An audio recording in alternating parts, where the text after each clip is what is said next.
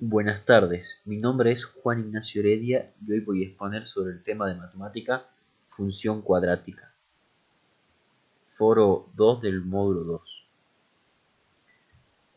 Primero vamos a empezar con lo que pide la primera consigna, que son las distintas formas de escritura de una función cuadrática.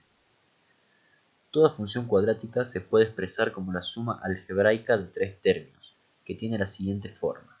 F de x es igual a ax al cuadrado más bx más c, donde a, b y c son números reales, y a es distinto de 0, ya que si valdría 0, la función se convertiría en una función lineal. Primero vamos a ver el gráfico y sus elementos de la función cuadrática. La parábola tiene los puntos donde corta el eje x, que se denominan raíces o ceros de la función.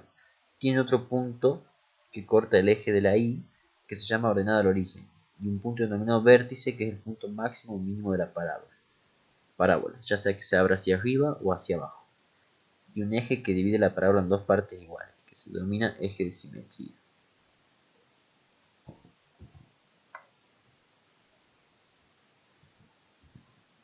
Vamos a ver las tres formas de expresar la función cuadrática.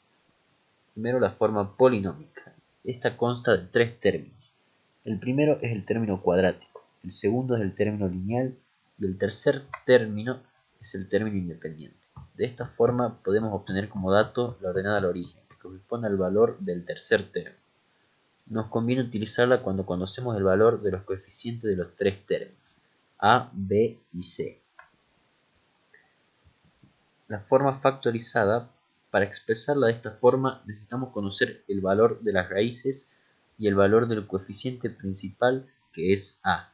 Los datos que se obtienen son los puntos donde la parábola corta o no los ejes de la variable x. La expresión de la forma factorizada nos conviene utilizarla cuando conocemos en una gráfica las intersecciones con el eje x. Y por último tenemos la forma canónica. Los datos que se obtienen son las coordenadas del vértice xb y b, y el valor del coeficiente principal a. Nos conviene utilizarla cuando en el gráfico conocemos el punto mínimo, en el caso que la parábola se abra hacia arriba, y el punto máximo en caso de que se abra hacia abajo. Después tenemos el análisis y desarrollo de la situación dada en el problema del foro. Los meteorólogos de la provincia de San Luis determinaron que la temperatura media en el mes de agosto viene dada por la siguiente expresión. La T mayúscula sería la temperatura media en grados centígrados y la T minúscula serían las horas del día. T es igual a menos 1 sobre 10, entre paréntesis, T menos 2 al cuadrado más 20. Acá podemos ver la temperatura media en la provincia de San Luis, en el siguiente gráfico. Y después la temperatura máxima en el mes de agosto y hora del día en la que se registró.